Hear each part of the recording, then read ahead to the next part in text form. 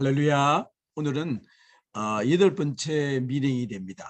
맨 처음 우리 벌써 여름 학기가 시작된 지가 이제 몇 주가 지나갑니다. 그죠? 한국은 아주 덥다 그럽니다.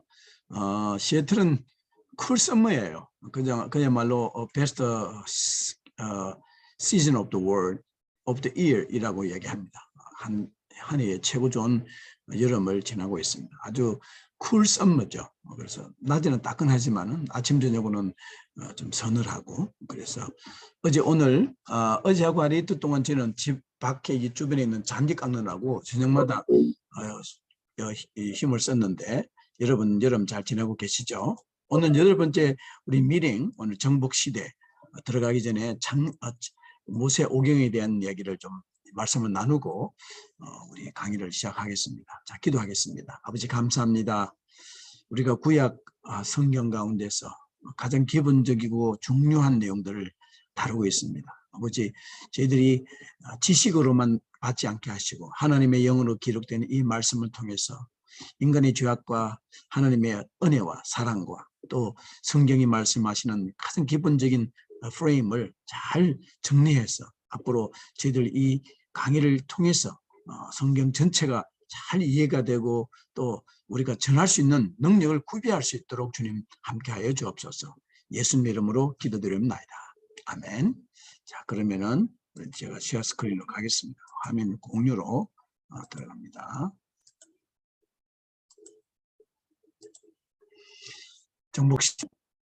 자, 조금 더 하우스키핑 매를 이야기를 해야 되겠죠. 이번 주 토요일 우리 노준 미팅이죠. 원래 이번 주 토요일이 7월 16일입니다. 그러나 이번 주에는 제가 여러분들과 만나지 않습니다. 여러분들에게 자유로운 삶을 주는 것도 존중을 하는 것도 하지만 여러분들이 이 무더운 여름에도 자기 시간에 맞추어서 아직도 무슨 교제를 못 하시는 분들이 있는데 참 여러분들이 이 강의를 너무 쉽게 보시면 안 돼요. 저는 무슨 강의를 들으려는데 한 클래스가 6,500불을 해서 한국 돈은 얼마예요? 그게 700만 원, 800만 원. 그런데 여러분들이 그 정도의 돈으로 안 하시더라도 정말 엄청난 하나님께서 지원해 주시는 거예요. 여러분들이 잘 구비하시기 바랍니다. 정복시대 오늘은 강의를 할 것입니다. 그래서 이번 주 토요일까지는 여러분들이요 1차 제출이 삶의 일기 1차 제출을 하셔야 돼요. 이번 주 여러분들이 부지런하게 제출을 써야 되고 안 내면은 전부 다 저는 거기에 대한 데드라인까지는 제가 여러분들 아주 초등학교 학생들처럼 탁탁 여러분들 그레이드를 할 거예요. 뭐 잘 안 하시는 분은 C도 나오고 D도 나오고 F도 나올지도 모르겠지만은 여러분들 선택입니다. 저는 여러분들이 그 학교에서 제공하는 최대한의 그 내용들을 존중하셔서 잘 학습하시기를 바랍니다. 이메일로 보내주세요. 여러분들이 아직도 핸드폰이면 너무나 하신다면은 컴퓨터나 이 기회에 랩탑 컴퓨터 하는 것도 좀 배우시기 바래요. 지금 시대가 어느 시대인데 핸드폰만 쓰시려고 그래요. 자, 그리고 이 성경 통독 과제는요. 토요일 16일까지 욥기 33장, 38장까지가 목표인데 그러나 여러분들이 읽으신 만큼 더 읽으신 분도 있고 덜 읽으신 분도 있는데 까지 하기 바랍니다. 여러분들이 어떤 분이 시간을 바쁘다고 막 그냥 음성으로 하는데 아니에요. 눈으로 읽으셔야 돼요. 그 음성으로 하는 거는요. 그게 내 것이 안 됩니다. 가장 중요한 것이 이 책 읽는 것이 지금 미국 학습계에서 얼마나 중요한지 몰라요. 책을 읽게 되면 내가 주인의식이 되고 나의 모든 뇌와 이것들이 시각적인 것과 연결이 돼서 활성화되고 심리도 예방이 되고 좋습니다. 이렇게 일자와 오늘까지 읽은 범위를 보내주시기 바랍니다. 자, 오늘 우리가 정복 시대를 들어가기 전에 이거는 뭐예요? 오른쪽에 이거는 뭐죠? 이거는 제가 할 필요는 없군요. 이 모세 오경을 시작하면서 여러분들이 꼭 알아야 되는 내용들을 저하고 좀 오늘 좀 매 강의마다 조금씩 제가 녹화를 하려고 그래요. 여러분들 제공하려고 그러는데 이것은 꼭 알아야 됩니다. 여러분들이 그냥 신앙인이 아니라 앞으로 리더가 될 될 분이기 때문에 조금 깊은 레벨까지 들어가야 되는 것이기 때문에 제가 말씀을 나눕니다. 자, 출애굽기 3장 14절에 보면은 여러분들 아시죠? 출애굽기 3장 14절에는 하나님의 이름이란 것이 등장합니다. 여러분들 보면은 이게 야훼, 이 시브리 말은 이 오른쪽에서 왼쪽으로 가죠. 옛날 우리의 한글처럼. 이게 앞에 첫자 이게 Y예요. 이게. 이게 무슨 다시 시작할게요. 이렇게 옐로 하면 되겠는 거죠. 요게 Y. 펜이 이렇게 되겠네요. 이게 펜은 글자가 색이 되겠죠. 이게 되겠네, 그죠? 제가 이 기능을 처음 쓰다 보니까 오케이. 자, 이게 Y. 그 다음에 두 번째 이게 H입니다. 하라 그랬어. 그 다음에 wow and then he를 해서 이게 YHWH예요. 자, 그렇게 하시고 봅시다. 모세오경의 저자에 관하여 수많은 견해들이 제시되었습니다. 약 200년부터 지금 오늘까지도 수없이 주목받는 이론이 있습니다. 모세오경의 히브리 어음동에는 무엇보다도 세 가지 하나님의 이름 및 하나님의 표시가 나타납니다. 자, 첫 번째 말하는 이 야훼. 이 야훼는 원래 하나님의 고유한 이름이죠. 출애굽기 3장 14절에 하나님께서 모세를 부르실 때에 불타는 가시덤불에서 하나님을 스스로 나타냅니다. 나는 스스로 있는 자니라. I'm who I am. 또 이르시되 너는 이스라엘 자손에게 이같이 이르기를 스스로 있는 자가 나를 너희에게 보내셨다 하라. 나는 스스로 있는 자. 이게 하나님 이름이에요. 이게 야훼예요. 야훼인데 그 하나님의 이름을 망령되이 일컫지 말라라고 그 십계명에 있기 때문에 이스라엘 백성들이 하나님의 이름이 나올 때마다 나중에 읽을 때 이 야훼라는 이름을 읽지를 않았어요. 그 대신에 다른 말로 대체를 하게 되는데 그것이 옛 밑에 있는 이들이 이제 아도나이라는 말. 여기서 아도나이예요. 아도나이. 이것을 우리가 영어로 번역하면 그날 로드, 소문자예요. 로드, 주님이라고 말합니다. 성경 읽다가 야 보면은 아도나이. 망령되이 읽지 않는다고. 그러다 보니까 세월이 지나면서 하나님의 이름을 모르는 거예요. 잊어버렸어요. 도대체 뭘까? 그러다가 학자들이 그러면은 야훼 사이에 이 모음이 어떤 모음일까?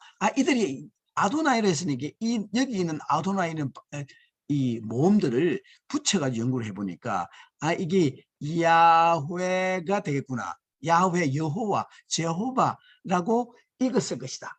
여호와의 원래 하나님 이름이 야훼, 여호와라고 야훼라는 이름이 원래 하나님의 이름이다고 성경학자들이 알아낸 거예요. 자, 그래서 이렇게 봅시다. 여기 두께가 있네. 자, 여기 보면은 이전에 이름을 여호와라고 발음하여야 한다고 했는데 그것은 이전에 자음만 기록되어서 있죠. YHWH 자음으로만 기록되어서 모음을 붙여서 어떻게 발음하여야 하는지 분명하지 않았기 때문입니다. 하나님에 해당하는 히브리의 단어는 두 번째로 여기 보니까 뭐가 있나 하니까 엘로힘. 이게 창세기 1장에 하나님이 할 때 있죠. 엘로힘이에요. 이게 여기는 마지막 글자에 이 힘이란 이 단어는 복수예요. 복수. 그래서 태초에 하나님 할 때 이 세 분의 성부와 성자와 성령이 그 하나님 이름 속에 있죠. 엘이란 것이 하나님인데 엘이란 앞에 두제 엘 이쪽부터 이제 엘이에요. 이게 에고 니엘이거든요. 엘로 him 이건 복수고 하나님들 이 말이에요. 태초에 하나님들이 이 말입니다. 그런데 그것을 그냥 들보다는 하나님 속에 그냥 세 분이 트리니티로 있기 때문에 하나님이라고 부르는 거죠. 그것은 신성에 대한 일반적인 표시입니다. 그리고 여기 단축형이 나오죠. L. 단축형이라기보다는 이게 단수형이에요. L. 자, 이 두 가지 이름이 야훼. 여기 넘버 있죠? 야훼. 이 넘버 원. 야훼. 그 다음에 여기 엘로힘 있죠? 2번. 이 두 가지 야훼와 엘로힘은 성경의 수많은 개인 이름 단축형으로도 이제 이스라엘 백성들이 쓰기 시작합니다. 여기 야로 끝나는 거 있죠. 야로 끝나는 이야 혹은 의미는 야훼라는 하나님의 그 이름을 갖추고 싶어 하는 거예요. 인간들이. 그래서 이사야, 아이자야, 제르마야 이런 이름들을 이스라엘 백성들은 붙이게 되고 혹은 엘 하나님 있죠. 하나님 싱글 엘리는 그 하나님을 나타내죠. 이스라엘 하나님과 싸워서 이겼다는 말이죠. 에즈겔, 이즈키엘 우리 배웠죠. 다니엘 등등. 그리고 세 번째 하나님을 나타내는 세 번째 이름이 제가 말씀드렸죠. 이스라엘 백성들은 아도나이 하나님의 그 야훼 이름 YHWH 나오면 아도나이 아도나이 시편도 하나님이 할 때 아도나이라고 불렀습니다. 그게 하나님의 이름이 되는 것이고, 자 모세 오경에서는 모세 시대 그리고 앞서 말한 시대에 하나님의 계시가 서술돼요. 어쨌든 이 책이 서술되었을 때 하나님은 자신의 영으로 사역 중이었고 때문에 오늘날 우리는 그로부터 하나님이 무엇을 하시는지, 무엇을 하고 계시는지, 무엇을 하려고 하시는지에 대한 증거를 확보할 수 있게 되었죠. 왜냐하면 태초에 일어난 것이 오늘날에도 일어날 수 있는 근거가 되고 앞서 발행한 전형의 일부분이기 때문입니다. 그래서 실제로 이 창세기를 나누기보다는 성경은요 크게 두 군으로 나누게 성경을 구분할 때 두 견으로 나눌 수가 있어요. 이게 이거 보면 창세기 1장부터 11장까지 하고 12장부터 이게 창세기잖아요. 창세기 우리가 말하는 창세기죠. 창세기 12장부터 50장부터 시작해서 어디까지예요? 쭉 해서 어디까지? 계시록까지.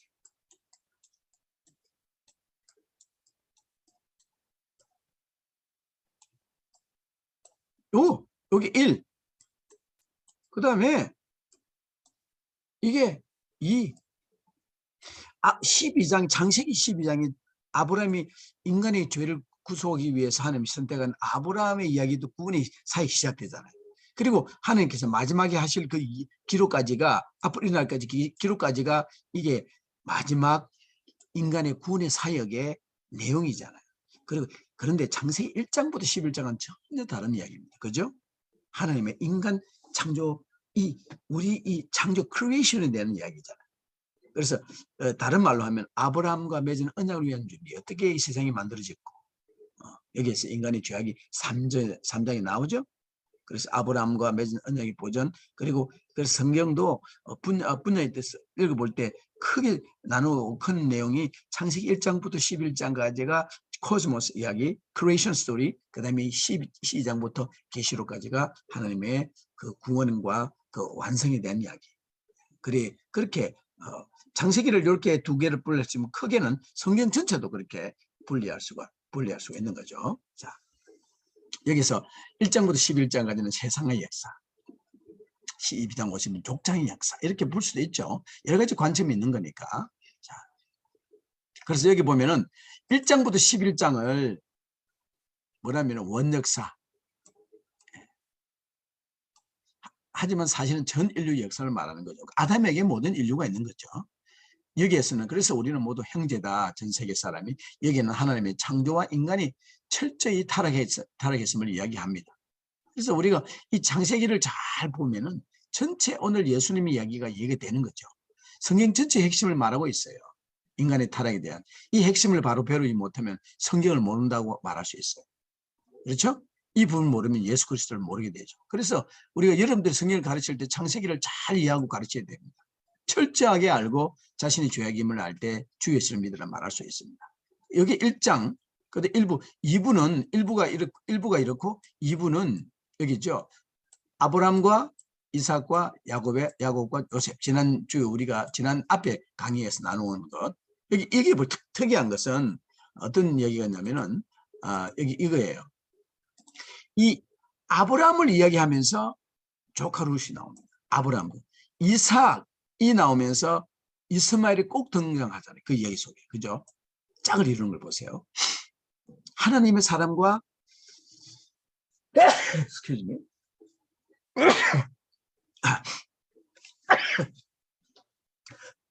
주연과 조연이 항상 같이 나오는 걸 봅니다. 아브라함과 조카 롯이 나오죠. 그 조카가 원하는 땅으로 가라 그러지 않습니까? 소돔과 고모라 쪽. 인간의 눈에 좋게 보이는 그 소돔의 인간의 방법을 택한 조카 롯과 하나님의 길을 닦았던 아브라함. 하나님의 그 아버지의 명령을 순종했던 순종의 아들 이삭과 아브라함이 자기의 뜻으로 억지로 자기의 계획으로 아들을 가진 그 종에서 나온 이스마엘. 그렇죠? 그리고 이삭의 아들 야곱, 쌍태가 나오는데 야곱이 나오면서 형 에서가 나옵니다. 그리고 이제 야곱의 11번째 아들 요셉이 등장하는데 요셉 35장부터 요셉이 얘기하면서 유다가 갑자기 중간에 긴 창세기에 나옵니다. 자, 두 사람을 비교하면서 성경은 균형을 잡아가는 그런 것을 알 수가 있습니다. 구약에. 자, 여기에서 우리가 아는 그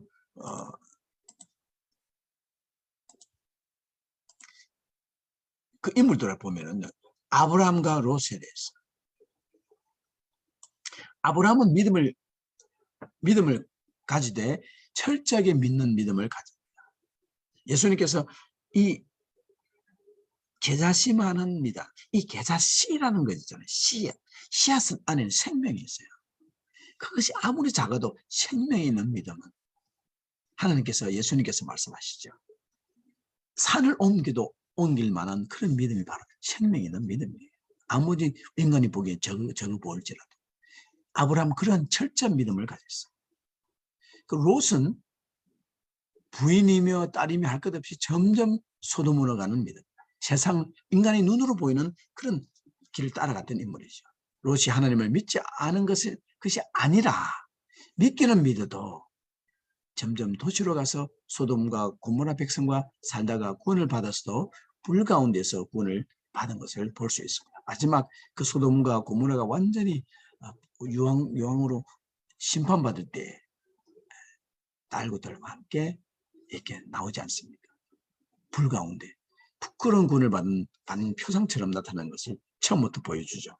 그리고 아브라함의 아들 이삭과 이스마엘이 나오잖아요. 이삭이라는 사람은 그 이스마엘과 같이 나오는데 지금도 이삭처럼 믿는 사람이 있는가 하면은 이삭처럼 아브라함의 후예 자식. 그리고 이스마엘 후손으로 하나님을 믿기는 있는데 이스마엘 후손이 누구라 그랬죠? 지금의 이슬람을 말합니다. 그래서 자기들의 사람들도 아브라함이 자기들의 조상이 돼요. 그래서 아브라함의 무덤에는 반이 나누져서 이스라엘 유대인들이 들어가는 게 있고 이슬람들이 가는 자기 성지에 거기가 헤브론이 그곳에 아브라함의 무덤이 있죠. 그 다음에 야곱과 에서. 자, 야곱과 에서를 보시면은 요 두 인물도 재밌잖아요.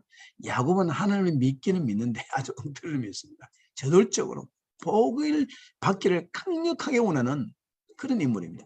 주로 자기들이 이 야곱이 본 거는 어떻게 보면 세상적인 그런 복일지도 몰라요.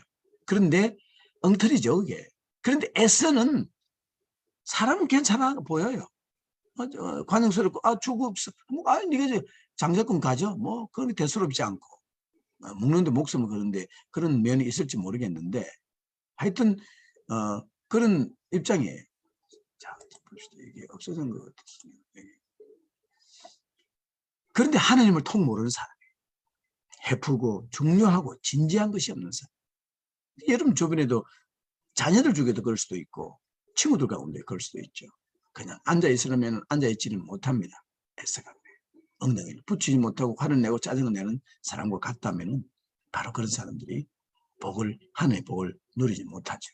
자, 요셉과 유다를 보면은 여러분들이 요셉을 알지만 유다가 대단히 중요하잖아요. 유다는 이 라인에서 예수님이 나오시기 때문에 그래요. 요셉의 삶과 유다의 삶이 있는데, 요셉 초질관 끝까지 꿈의 아들이죠. 그리고 믿음을 지켜나가는데, 유다는 혼쭐이 납니다. 유다는 참 창세기를 보면은 파란만장하죠. 동생 요셉을 팔아먹고, 이 요셉이 유다가 형들이 죽이자 할 때 그것을 하지 말자고 제안하죠. 아버지를 버리고 아둘람 사람이 히라게가 내려가서 수하의 딸을 취하고 아들 둘이 죽어버렸고 자기 아내도 죽어버리고 끔찍이를 당하고 거의 만신창이 되어서 들어오는 유다의 얘기가 장장하게 갑자기 이 창세기에 요셉 이야기 하다가 드러납니다.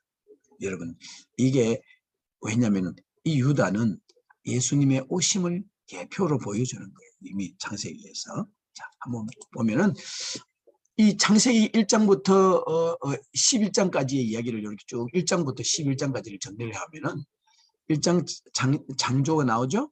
2장 에덴 동산에서 완전 하나님께서 아담과 하와를 지으시고 마스터피스로 이스라엘을 만들었죠. 완전한 환경이죠. 퍼펙트 패러다이스. 그리고 3장부터 사탄이 아담과 하와를 깨웁니다. 그 원죄가 나오죠. 그래서 살인이 일어나고 그 아들들이 사들이 일어나고 그 다음에 전 세계 악익들이 평비해서 하나님께서 홍수로 심판을 합니다. 홍수가 끝나고 이제 9장이 정화된 지상, 완전한 다시 환경이 새롭게 되죠. 이게 요 9장 전까지는 그냥 이게 따먹는 그런 있잖아요. 9장 이 대홍수 이후는 인간이 화식체질로 채식에서 생식체질에서 화식체질로 변하죠. 그러면서 인간의 수명이 급격하게 줄어듭니다. 10분의 1로. 거의 10분의 1 가까이.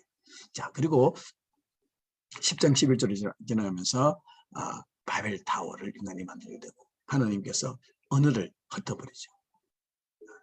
여기서 하나님이 간섭해야만 한다. 아브라함과 맺은 언약이 시작되는 거죠. 하나님 아브라함을 찾아오십니다. 인간의 구원을 위한 하나님께서 시작하시는 일이죠. 하나님께서 일을 하셨어요. 우리가 한 것이 아니라. 자, 그러면서 이제 세 부족에 대해서 우리 조금 이해를 해놔야 됩니다. 그 노아의 셈, 함, 야벳이 있는데 먼저 야벳 보세요.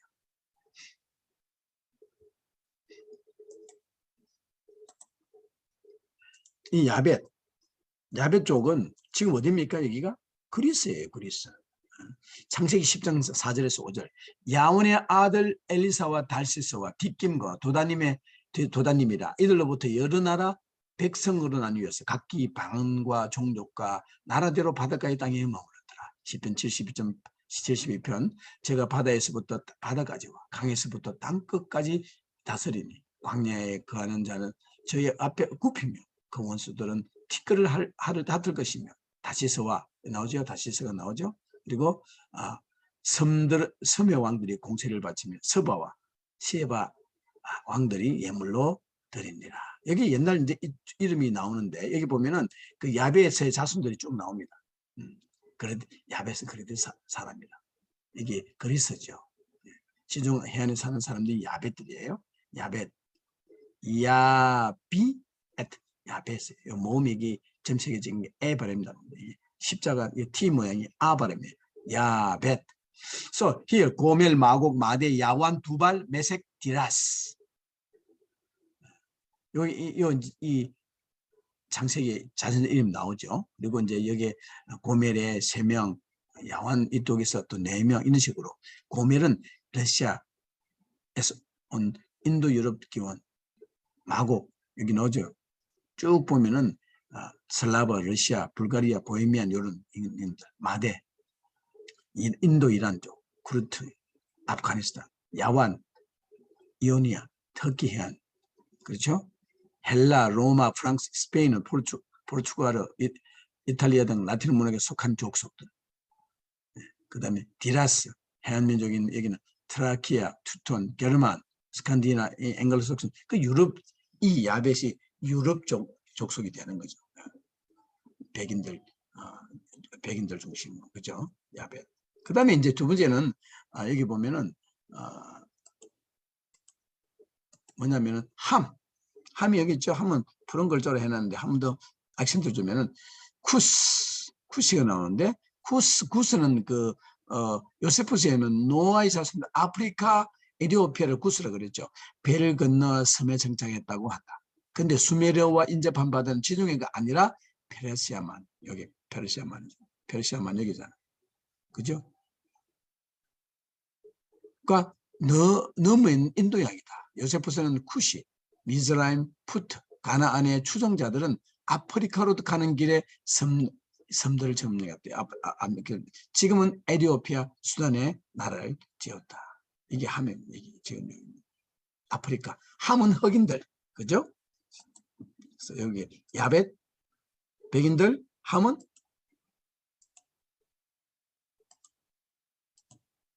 흑인들. 자, 함의 자손들이 나오죠. 그 함 가운데 니무리스 나오는데 세상에 연결이라 하잖아요. 신할 땅에 큰 백성들을 성읍시고 지금의 그 바벨론의 바벨론 지역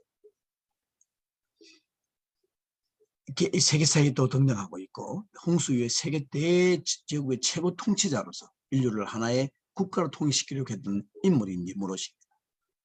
바벨론을 태우는데 주도적 역할도 했죠. 자, 함에 쿠시, 구스, 미스라임, 붓, 가나안이 나옵니다. 가나안.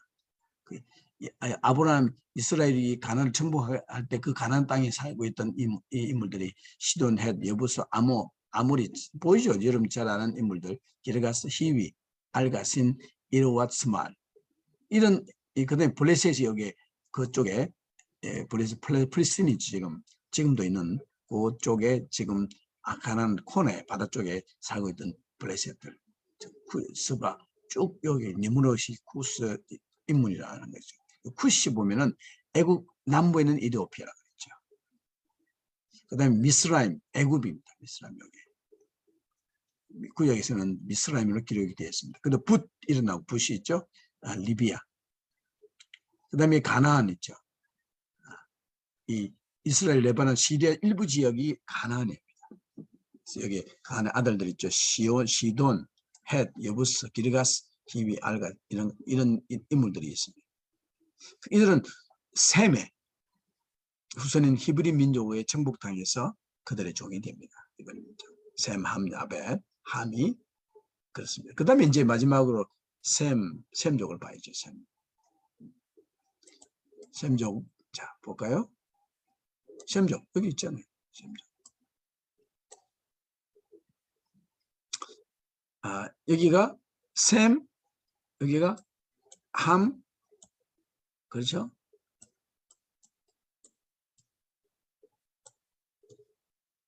그리고 야벳. 셈, 함, 야벳. 그냥 머릿속에 로케이션만 여러분들이 기억하고 있으면 돼요. 메소포타미아. 지금 이라크 지역이죠. 아수르, 아람들. 에벨, 벨렉과 욕돈을 낳았다. 이 두 사람은 아브람족, 히브리와 아라비아 조상이 되었다. 에벨이 그런 거죠. 자, 봅시다. 이 보면 셈의 자손들이 나오는데 성경에 창세기 10장 21절에 23절에 엘람, 아수르, 아르박삿, 셀라, 에벨 이쪽 나오죠. 룻, 아람. 그리고 이 아르박삿의 쭉 라인에서 욕단이 나오죠.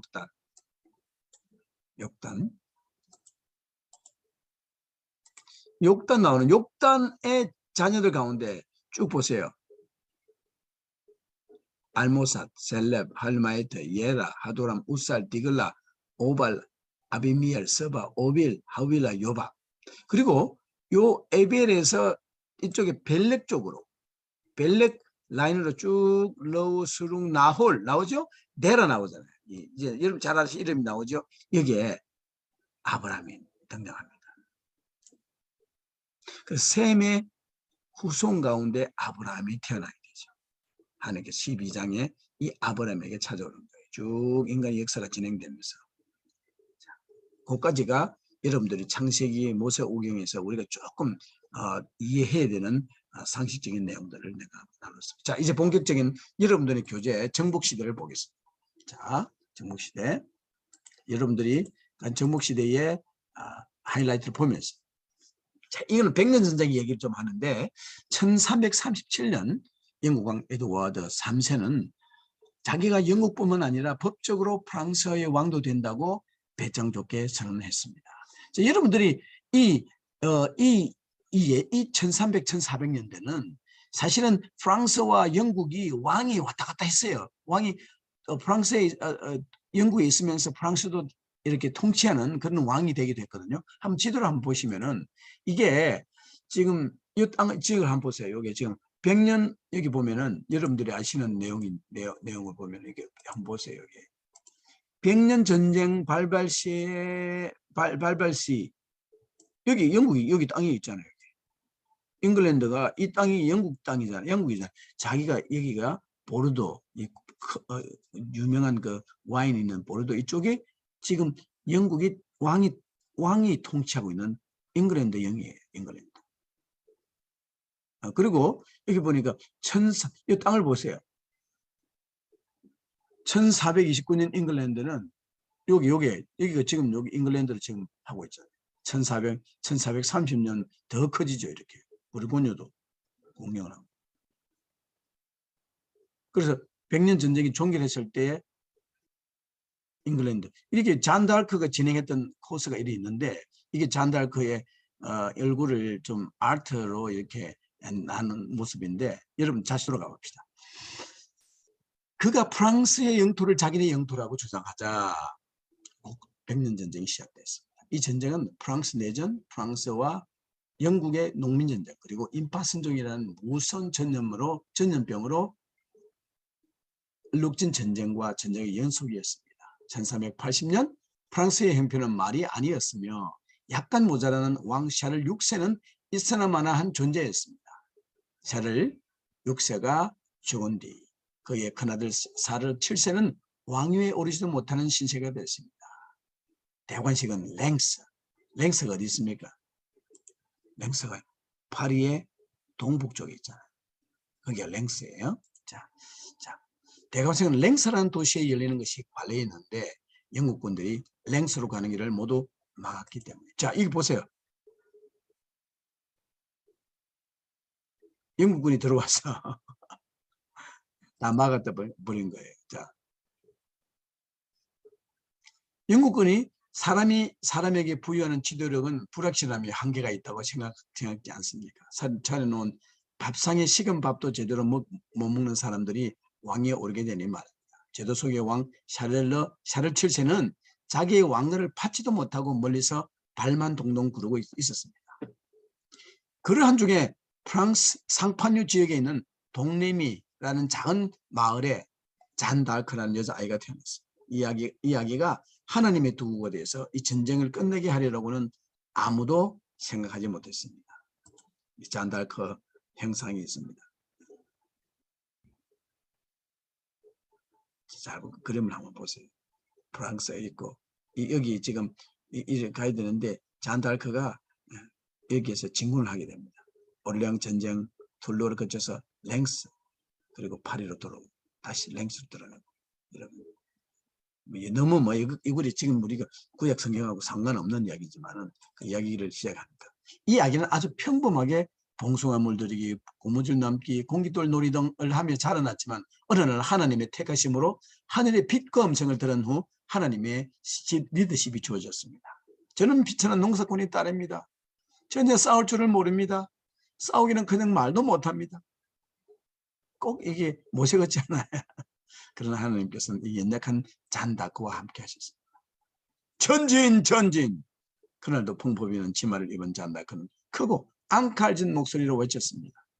그러자 잘 다려서 줄시한 바지를 입은 12,000명이나 되는 용감한 남성 군사들이 마치 한 무리의 순한 양처럼 창피한 줄도 모르고 그녀를 따라 전쟁터로 나갔습니다. 잔 다크는 크게 어깨에 큰 부상을 입었지만 하나님의 음성에 순종하여 승리를 거둘 수 있었습니다. 인자하신 나의 하나님이시여 당신의 뜻이 이루어졌습니다. 마침내 랭스로 가는 길이 떨렸습니다. 1429년 7월 17일 비로소 사를 7세는 대관식을 거행할 수 있었습니다.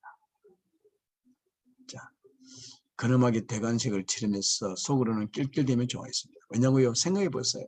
마지막 훌륭한 장군이 갑자기 나타나 영웅이 되어 백성들이 자기 대신 그 장군을 왕으로 추대하게 되면 자기는 졸지에 닭 쫓는 강아지가 되는데 총구석에 사는 외녀자가 나타나 나라를 구해주었으니 이런 걱정은 안 해도 되죠. 아무튼 하나님의 리더십이 세상의 것을 찾아주는 셈입니다. 지금 이스라엘 상황 역시 그때의 프랑스와 비슷한 면이 있습니다.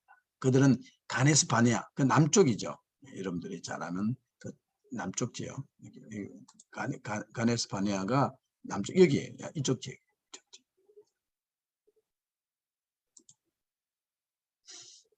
반역과 불신 때문에 40년간이나 광야에서 방황했습니다. 그래서 1세대는 다 죽었습니다. 엑소더스란 1세대는 다 죽고 새로운 세대가 약속의 땅 초입에 있는 여리고를 앞에 두고 다시 한번 40년과 같은 40년 전과 같은 상황과 직면하고 있습니다. 그들은 과연 그들의 아버지처럼 그렇게 실패하지 않을 수도 있을까요? 자, 지난 40년간 백성을 인도했던 위대한 지도자 모세는 죽고 이제 여호수아가 백성들을 일치시키고 인도하는 임무를 맡았습니다. 이 상황에서의 승패의 열쇠는 새로운 지도자 여호수아의 리더십이었습니다.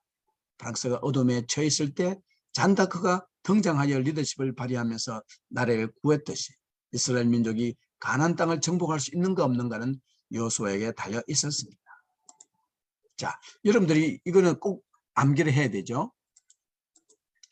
이 모세의 뒤를 이어 지도자가 된 여호수아는 하나님께서 주신 권위, 이게 authority of God, 하나님 authority from God, 그를 가지고 가나안 정복을 하죠. 정복을 위한 뭡니까?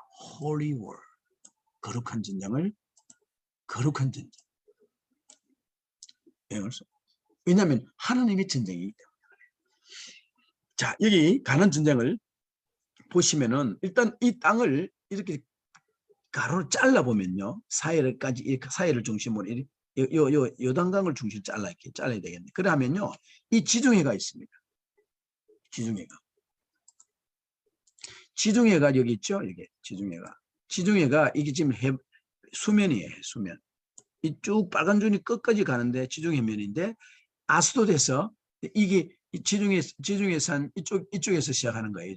이쪽에서 시작해서 쭉 잘라 보면은 조금 올라가는 요거 소라가 있죠. 요거 우리 고동이 아니라 이게 12사사 중 삼손의 고장이잖아요.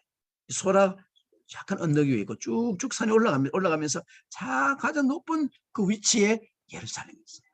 이 유다가 망할 때 성문을 걸어 잠그고 얼마나 오랫동안 버텼는지 몰라요. 결국 물 떨어지고 음식 떨어지면은 문을 여니까 그때 망했잖아요. 정말 천년의 요새죠. 여기에 물이 있는 거예요. 물샘이 있기 때문에 서바이브 할 수 있었죠. 기드론 골짜기가 있고. 그리고 쭉 이쪽 여러분들이 쭉 내려갑니다. 산이 해발이 쭉 다시 내려가서 여리고는 이 해수면 아래쪽에 위치한 여기 여리고 여기 있잖아요. 여기 보세요. 여기 여리고 있잖아요. 이 여리고 아주 낮죠. 그리고 요단강이 흐르고 그리고 올라가면서 아벨 시팀, 그 다음에 아벨 시팀 있잖아요. 시팀.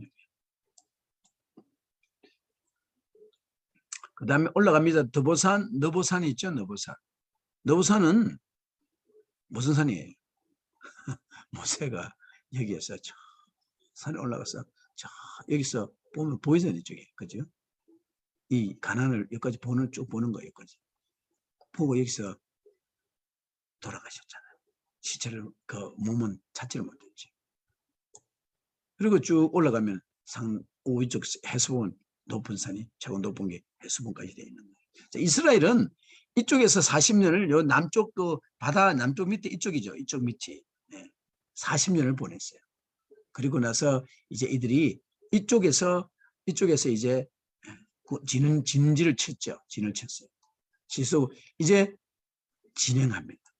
요 동그라미 쳤잖아요. 이게 동그라미 친 요 딱딱 친 요단강 걷는 지점이 바로 여기예요. 이 지역을 사해의 바로 북쪽에서부터 33 여기 20 여기가 아담에서 25km. 여기 쭉 지나가면 예루살렘 직진에 있는데 바로 이 코너에 있는 바로 여리고에서 직진하면 예루살렘이었어요. 여기에서 이들이 이제 건너가게 되죠.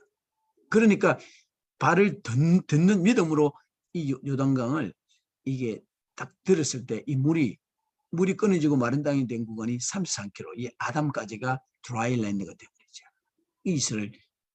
이스라엘 군대들이 들어갈 수 있었죠.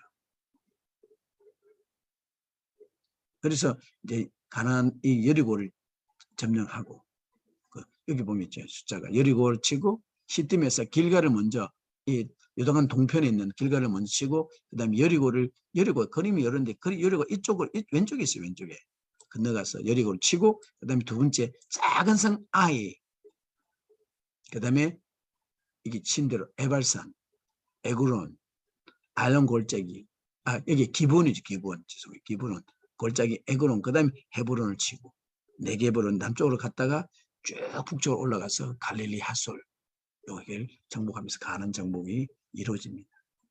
여기 보면 여러분들이 좀 인포메이션이 있어요.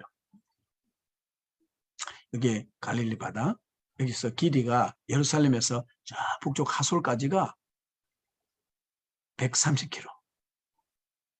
그리고 갈릴리 바다 남단까지가 사해에 벌써 이 갈릴리 길이가 요단강의 길이가 36km.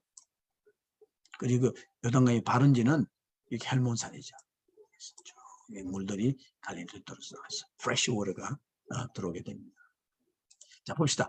정복시대는 4가지 주요 사건이 있는데 여리고 점령 사건이 있죠. 여리고 너무나 잘 아는 여리고는 믿음으로 이 하나님의 전쟁이라는 것을 알게 됩니다. 기적으로 요단강을 건너고 여리고를 무너뜨린 거룩한 전쟁이다. 여호수아 1장부터 6장까지의 이야기죠. 자, 모세가 죽고 난 후 하나님은 그 계승자로 요소를 직접 뽑으셨어요. 여호수아와 갈렙이 12 정탐꾼 중에서 1세대 살아남은 리더입니다. 믿음의 사람들만 남겨놨습니다. 여호수아가 처음으로 직면한 문제는 어떻게 요단강을 건널 것인가였고, 그 다음은 여리고성을 함락시키는 일이었다. 자, 요단강을 첫 가장 도전은 요단강 걷는 거예요. 요단강. 두 번째는 뭡니까? 첫 성을 여리고성을 오픈하는 것을 함락시키는 거죠. 그런 세상의 전쟁을 하듯이 일을 처리하지 않습니다. 다만 하나님께서 요단강도 건너게 하시고 여리고성도 무너뜨릴 것을 믿고 바라보며 나갔을 뿐입니다. 그것이 하나님께서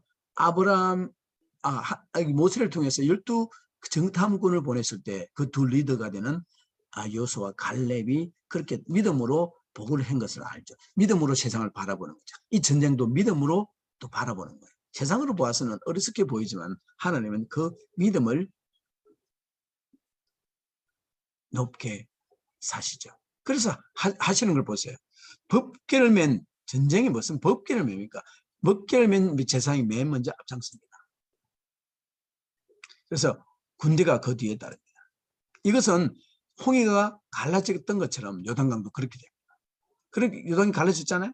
그리고 성을 하루에 한 바퀴씩 6일 동안 돌고 그리고 제7일에 7바퀴 도는 후 백성이 소리치자 무리고가 무너졌습니다. 이 놀라운 일을 하면서 여호수아가 한 일은 요단에서 돌을 12채 12부족을 상징하는 거죠. 기념의 일과 길갈에서 할례를 행한 일뿐이다. 이 보통이 아니죠. 길갈에서 우리는 하나님과의 언약의 그 표시로서 모든 남자들은 할례를 행사합니다. 여러분, 그것이 여리고 성의 정복시대의 여리고 점령을 이루게 하는 중요한 부분이죠. 하나님과의 언약 그리고 하나님의 말씀을 따라서의 전쟁을 치러갔던 바로 이 여호수아의 결정들이죠. 자, 그 다음에 한번 보십시오. 그 다음에 아이성이 나타납니다. 아이성. 7장, 8장인데 이 2장밖에 안 돼 짧은 건데 이것은 우리에게 레슨을 주죠. 이 아간이라는 인물이 나타나요. 아간. 7장 1절은 유다지파 세라의 정손이라고 나옵니다. 이 아간은 이 3,000명으로 아이성을 공격했는데 실패했어요. 가가지고 어이없이 그 작은 성에서 36인이 죽음을 당하고 돌아와서 그들이 얼마나 시리에 빠지게 됐는지 몰라요. 자, 요리고의 정복으로 여호수아와 이스라엘 명성이 자자하게 되었습니다. 두 번째 목표는 아이만큼의 저는 아이였다. 다가 싸울 것 없이 그래서 몇 삶을 보내어 쉽게 죽어오려고 했어요. 3,000명 정도. 그러나 결론은 대패. 요단강 도강과 여리고 정복으로 확고하게 씌워졌던 여호수아의 리더십이 흔들리고 백성들의 마음도 흔들렸다. 이유가 무엇입니까?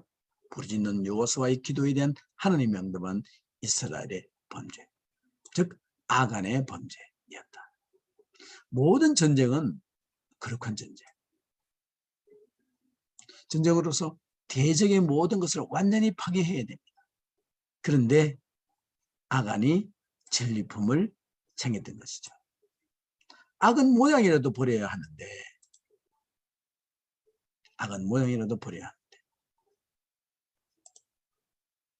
봅시다. 뭐가 도대체 뭘 아이고 죄송합니다. 이거 제가 옮겼거든요. 벌써 이렇게 이걸 지워야 되겠네.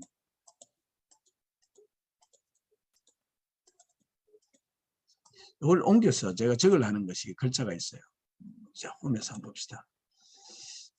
삽입에서 뭘 제가 하려고 하느냐면은 자,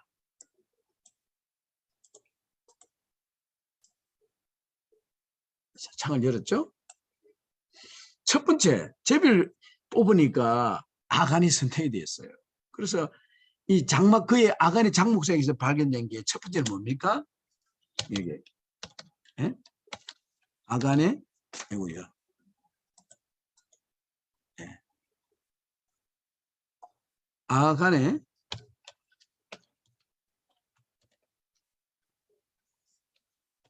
장막 속에서 나온 것이 첫 번째 뭡니까? 신할산의 외투 한 벌. 그게 이 광야에서 거지처럼 들어온 이스라엘 백성들에게 멋진 외투는 정말 관심이 있었겠죠. 그리고 은 200세겔. 그리고 또 보니 거기 있어요. 50세겔 중의 금덩이 하나. 이것이 나온 거예요. 이것이 나온 거죠. 그래서 하나님께서는 이 전쟁이 역시 홀리 워라는 걸 알게 되죠. 보기가 그랬나요, 이게? 보니까 이거를 그렇게 서식에서 했군요.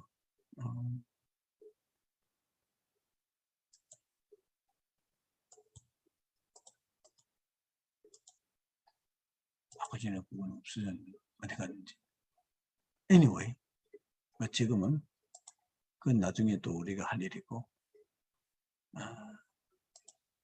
그래. 자, 그래서 여호수아의 정복으로 여호수아에게 아간을 돌로 쳐 죽이고 난 후 죄를 회개하고 난 후에야 아이성을 점령할 수 있었습니다. 많은 레슨이 이 시작에 일어났습니다. 여호수아 7장과 8장에서. 그리고 이제 가나안 정복이 9장부터 12장까지 진행이 되죠. 여기 그림에 나온 대로 여기에서 아이성에서 홀이 났잖아요. 그다음 에발산, 이게 기브온, 아야는 골짜기, 에그론, 헤브론, 네게브가 맨 남쪽 지역이죠. 자, 하나님께서 가나안의 모든 왕들을 여호수아의 손에 붙이셨다. 위장하여 평화조약을 맺은 기본 거민, 제외하고 모든 가나안 부족의 왕들이 동맹하여 이스라엘 자손과 여호수아를 대항했으나 하나님께서 함께 하시는 이스라엘을 당할 수는 없었다. 여호수아 10장 42절. 여호수아는 처음에 중앙, 그 다음에 남부 있죠. 제가 말씀 보여드렸잖아요.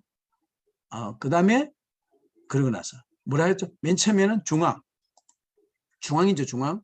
그리고 남부, 그리고 북쪽. 그렇게 진행했습니다. 여호수아는 그리고 중앙 인천 들어갔죠. 그 다음에 남쪽으로 고립된 북한군을 처리하면서 우리 남쪽에서 올라오고 그다음에 북으로 올라갔잖아요. 우리 한반도에서 그 전쟁도 비슷한 그런 모습일 수 있는데 메가더 장군도 여기에서 힌트를 얻은 게 아닐까 개설해 보는데, 그리고 나서 여호수아 13장부터 24장까지 기업 분배가 일어나죠. 각 지파에게 정복한 땅을 분배했고 이것이 그들의 기업이 되었습니다. 각 지파별로 제비를 뽑아 땅을 분배해 주었습니다. 요단 동편의 2지파 반, 그리고 서편의 9지파 반이 거하게 되었고 레위 지파는 전국에 흩어져 거하게 되었다. 모든 12지파는 각자의 구역에 자체적으로 거주하면서 다른 지파들과 자유로운 연명 관계를 맺으며 지내도록 했다. 모든 일을 끝낸 여호수아의 고별사는 나와 내 집은 여호와만 섬기겠노라. 이게 그의 마지막 유언이죠. 그래서 나와 내 집은 여호와만 섬기겠나, 이런 신앙을 선포하고 그의 사역 일을 끝나게 됩니다. 여기 지표 분배를 할 때에 가나안을 이 여리고를 들어가기 전에 동편이 먼저 정복이 되었어요. 로벤, 가시 동편을 가지겠다 해서 이 땅을 먼저 줬죠. 그리고 므낫세가 땅이 최고 많아요. 므낫세 그 요셉의 아들. 동쪽 반과 서쪽 반을 줍니다. 그리고 최후 남단이 시므온이 들어가게 되고, 그리고 유다, 지금 유다 주라고 하잖아요. 유다 예루살렘에 있는 요 유다가 요 가장 요 안에 유다가 이 남쪽에 이렇게 자리하고 그 위에 베냐민이 조그만 예루살렘 바로 옆쪽 붙어 있죠. 베냐민. 그다음에 단이 이렇게 단지파가 쭉 이브라임 영어로는 이브라임이라는데, 그리고 므낫세 반지파, 이사갈, 스불론, 아셀, 납달리. 그리고 그렇게 해가지고 이것이 단지파가 받은 땅과 이 단이라는 지명하고는 달라요. 그 정도는 이런 구별하시기 바랍니다. 그렇게 해서 여기 9개 부족 바닥 1, 2, 3, 4, 5, 6, 7, 8, 9 and 므낫세 동서 9 and half, 그다음에 10, 11, 여기 12잖아요. 그러니까 9, 10, 11, 12가 되어서 12부족이 이제 땅을 가지게 됩니다. 자, 오늘은 여기까지가 강의인데, 이제 나머지는 여러분들이 내한테 답을 줘야 돼요. 이번 주 토요일까지 여러분들이 저에게 이 세 가지의 여러분들 교재에 있는 책의 답을 빈 거 있죠? 여러분 책에 있는 걸 찍으세요.